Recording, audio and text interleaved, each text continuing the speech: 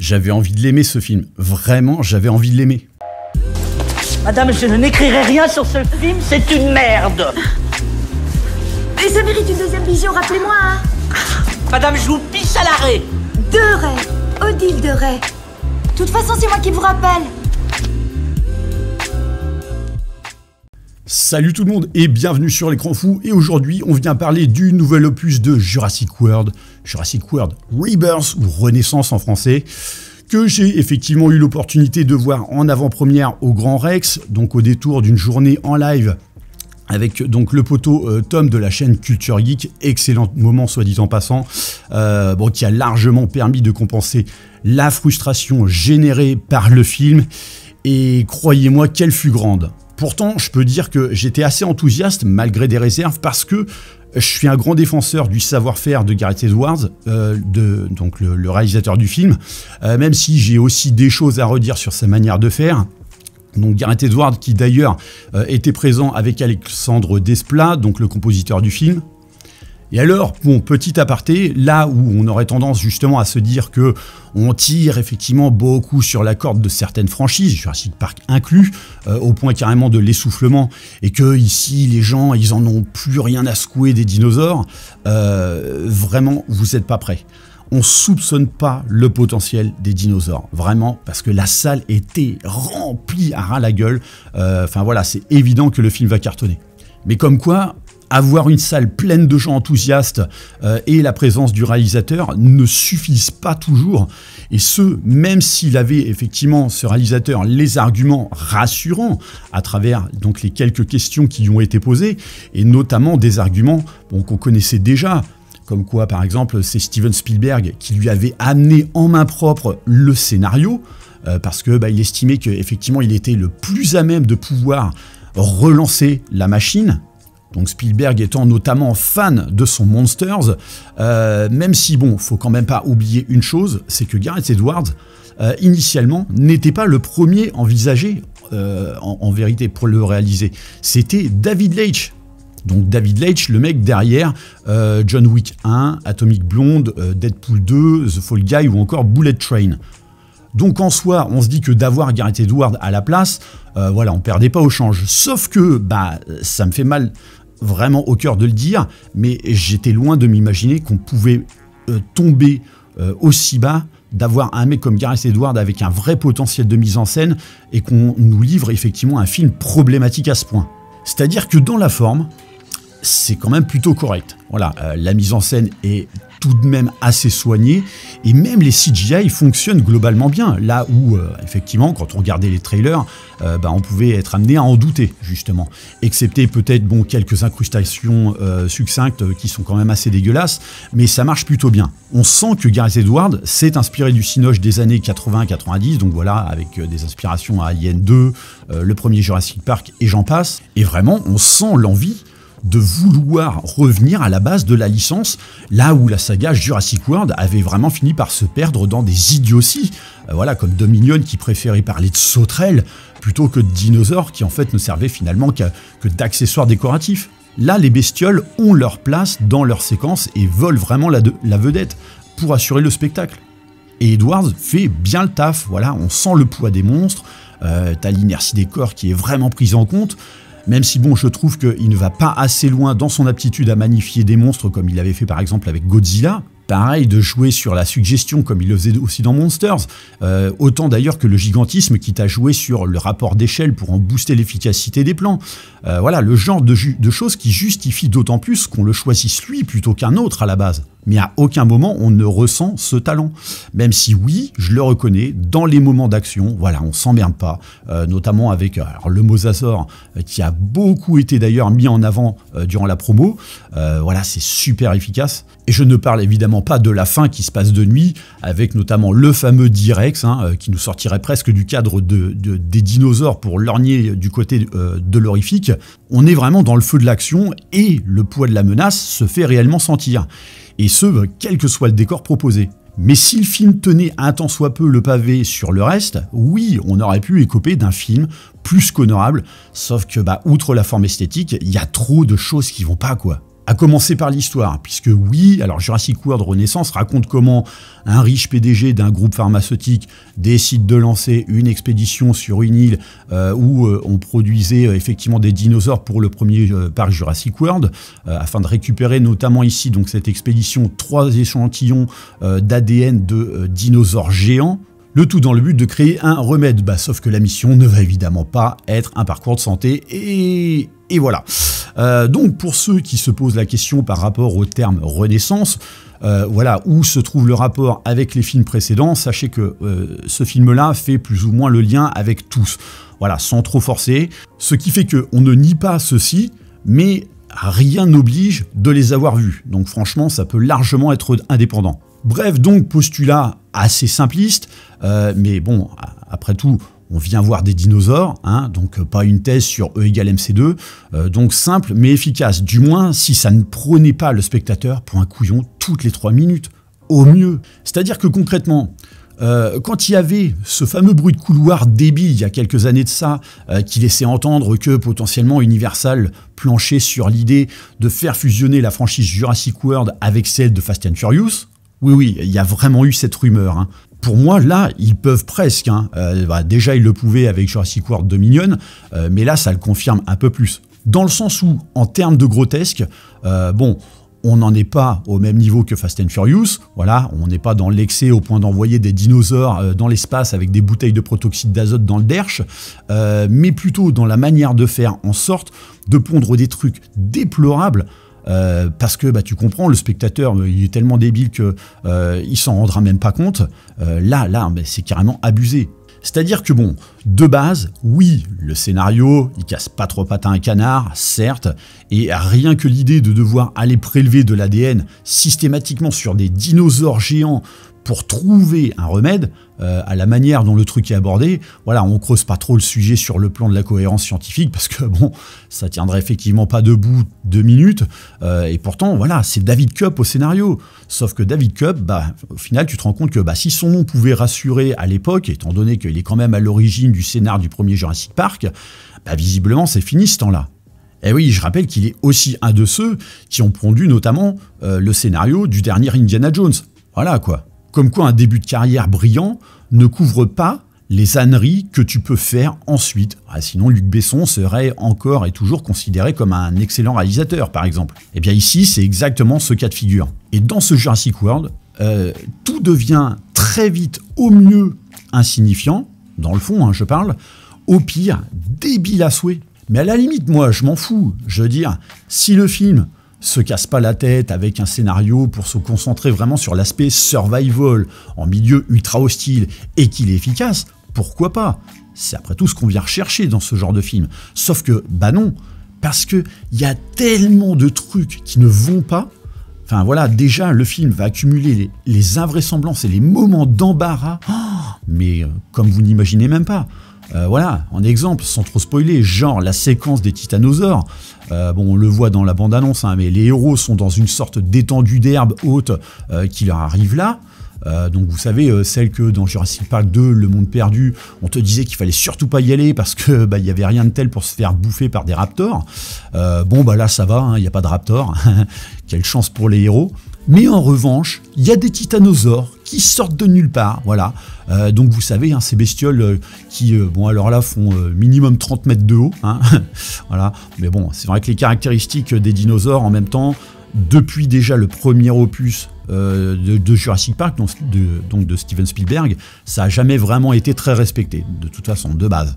Mais donc ici, 30 mètres de haut, mais qui sortent alors d'une étendue d'herbe de 1,50 m de haut. Ah bon ? Mais alors en fait, ces bestioles-là, quand elles s'allongent au sol, elles peuvent se dégonfler naturellement? Ou c'est quoi le délire? Pareil pour la séquence du T-Rex dans la rivière. Genre t'as 1,50 m de profondeur de flotte, mais ça va, le T-Rex, il arrive à s'immerger complètement pour nager en apnée sous le canot de sauvetage des héros. Voilà, une bestiole qui fait peut-être bien 4 ou 5 mètres de haut. Et des trucs comme ça, t'en as tout le temps. Le D-Rex, donc un coup, selon le plan, il fait 5 mètres de haut, et puis un coup c'est le double, et puis pareil pour sa mâchoire. Alors un coup t'as l'impression que elle est à peine assez grande pour bouffer entier un humain, sa gueule, et puis à un autre moment il pourrait bouffer un hélico entier, quoi. Le tout dans des endroits où juste tu trébuches sur un caillou et t'as logiquement 4 carnivores qui devraient t'avoir gobé une guibole avant même que tu les aies vus arriver. Mais non, ici ça va. Hein. Tu peux gueuler autant que tu veux, hein, mais vraiment autant que tu veux. Mais t'inquiète, hein. Non. Non mais c'est vrai, il y a des dinosaures que quand le scénario en a besoin. D'ailleurs, tout à l'heure, je parlais des raptors. Donc vous voyez les dinosaures que vous avez vus dans les bandes annonces, n'espérez pas en voir beaucoup plus. Hein. Il y en a pas.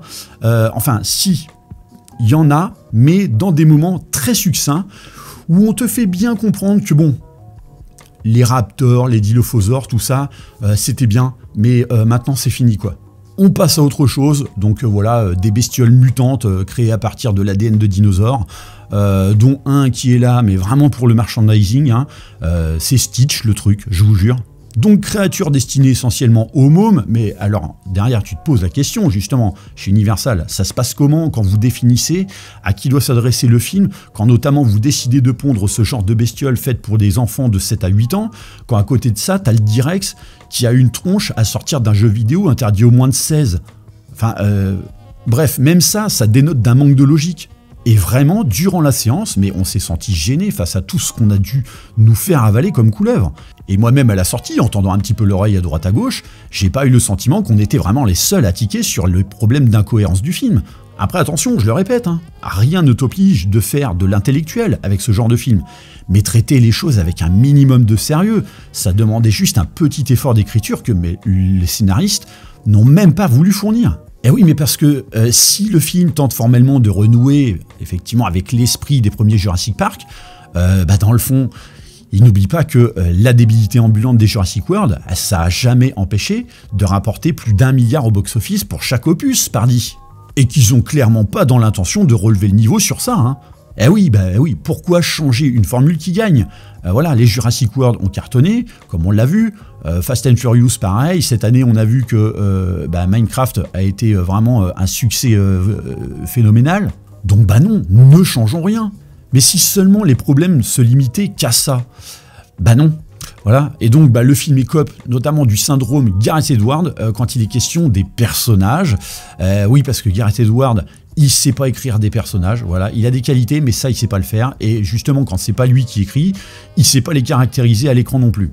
Et pourtant, je peux vous dire que quand on voit les 3 premiers Jurassic World, il n'y avait pas grande difficulté à pouvoir faire mieux en la matière. Hein. Voilà, d'ailleurs, si vous suivez un petit peu la chaîne, vous le savez, les 3 Jurassic World, ils sont passés au bousoscope. Et d'ailleurs, j'avais pas été très clément non plus en ce qui concerne les personnages, qui voilà sont des clichés sur pattes. Et là, on n'y échappe pas non plus, quoi. Sauf que même Scarlett Johansson ou Mahershala Ali, qui sont quand même des bons acteurs, ils n'arrivent pas à insuffler la moindre empathie pour leurs personnages. Voilà, on en reviendrait presque à préférer Chris Pratt et Bryce Dallas Howard. Faut le faire quand même. Et bon, alors le film tente bien de leur coller des antécédents dramatiques pendant, on va dire, 5 minutes au détour d'une discussion, mais si tu veux qu'on ressente quelque chose pour eux, faut en faire quelque chose de ce passif pour générer un impact émotionnel. Mais sauf que non, voilà, du coup on s'en fout. C'est dire, dans le groupe qu'on était, il y en avait un qui aime beaucoup Scarlett Johansson, si vous voyez ce que je veux dire, là ça lui en a touché une sans faire bouger l'autre. Hein. Et alors bon, quand tu vois le reste du casting, t'as Ed Skrein. Déjà, Ed Skrein, quoi. Le mec dont le CV est constitué de rôles de méchants à 90%. Rien qu'avec ça, son destin, il est déjà scellé dans un tel film, quoi. Et alors, il ouvre la bouche, la première phrase qu'il prononce, ça ne fait que le confirmer. Rupert Friend, voilà, donc dans la lignée de tous les personnages de la saga qui lui ressemblent, hein, donc un bureaucrate milliardaire, hein, donc pareil, tu comprends direct que le mec, c'est une pure repompe, notamment du personnage de Carter Burke dans Alien 2. Je veux dire, tous sans exception dans le film, leur avenir est imprimé sur leur gueule, voilà, dès la première fois que tu les vois. Et puis alors, la famille en détresse, l'enfer. Oui, parce que comme dans tous les films de la franchise qui se passent sur une île isolée, hein, il y a des civils qui n'ont rien à foutre là, mais qui se sont dit tiens, et si on allait faire une petite croisière en voilier dans un secteur interdit parce qu'il y a des dinosaures carnivores, et donc voilà, cette fameuse famille qui devrait mourir 350 fois durant tout le film, mais non, attends, c'est des gentils, en plus avec des ch'tites enfants, hein, donc il manquerait plus qu'ils aient un chien, comme dans les films de Roland Emmerich, quoi. Quoique, Je vais pas spoiler, mais quand vous aurez vu le film, vous vous rappellerez effectivement de ce propos. Donc bah oui, ils sont immunisés contre la mort, hein. Et alors là aussi, les clichés sur pattes. T'en as un, t'as compris que ce serait le comic relief du film, et le pire de tout, autour de cette famille, c'est qu'elle ne sert à rien. Mais vraiment, voilà, au bout du compte, tu te dis que si elle n'avait pas été incluse à l'histoire, ça n'aurait absolument rien changé, si ce n'est que le film, il aurait duré bien, allez, 3-40 minutes de moins. Mais que bah oui, aujourd'hui, il vaut mieux pondre un blockbuster qui tire en longueur plutôt qu'un film intense, efficace, et surtout qui n'a pas le temps de te prendre pour un idiot, parce que bah, il est trop court pour ça. Donc en fait, à partir de tout ça, quand tu sais exactement ce qui va arriver au personnage, que tu l'anticipes dès les premières minutes, comment tu veux générer le moindre suspense quant à leur sort? Et croyez-moi vraiment qu'autour de tous ces problèmes, je me suis vraiment paré d'une grosse veste en toile de suspension d'incrédulité pour l'occasion, alors que pourtant il faisait 30 degrés, hein, et plus encore, quand, bah, comme je le disais, je voulais vraiment l'aimer ce film. Mais sauf que, bah, je suis désolé, ça suffit pas, quoi. Et alors la musique d'Alexandre Desplat, quoi, compositeur incroyable, qui en plus avait déjà bossé avec Gareth Edwards, notamment sur Godzilla. La musique, elle était excellente, quoi. Enfin, je sais pas, Desplat, c'est quand même un mec qui collectionne les récompenses, dont Oscar et Golden Globe. Voilà, quand même, c'est pas rien. Et à la Projo, comme je le disais, il était là, il se disait vraiment fier de prendre la relève de John Williams sur cette franchise. Mais sauf qu'il en a rien fait. Alors il reprend vaguement le thème principal, hein, mais sauf que sa compo, de manière générale, elle se perd rapidement au milieu du sound design, qui lui, en revanche, est vraiment plutôt efficace. Donc non, avoir l'étiquette Amblin collée sur un film, ça suffit pas toujours. Et le pire, c'est que le film est formellement bon, mais saccagé par des fautes d'écriture qui détruisent tout. Au final, on se retrouve avec le même cas de figure que Juan Antonio Bayona quand il faisait Jurassic World Fallen Kingdom avec un scénario de Colin Trevorrow, quoi. C'est exactement pareil. Et à cela, on se demande, est-ce que le film porte si bien son nom, de renaissance, et donc ici de renaissance de la franchise? Bah pas vraiment, parce que le film va cartonner et conforter le studio que bah, il faut rester dans la même ligne directrice.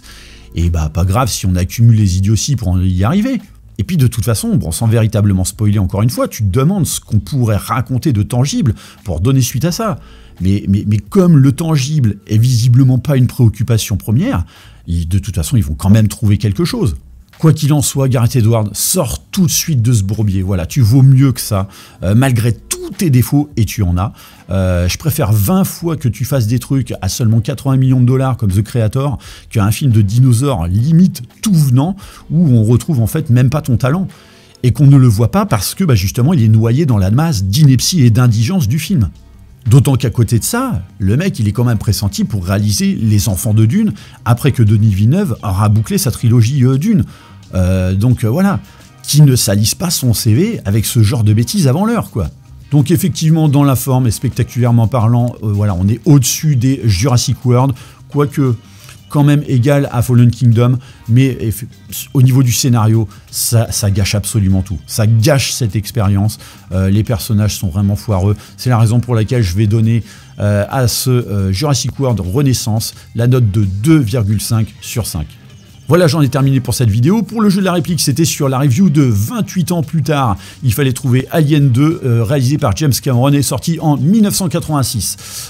Donc voilà, n'hésitez pas à laisser des petits commentaires pour me dire ce que vous pensez de ce film et ce qui vous donne envie, si toutefois vous ne l'avez pas encore vu. Si vous l'avez vu, n'hésitez pas justement à partager un petit peu votre expérience.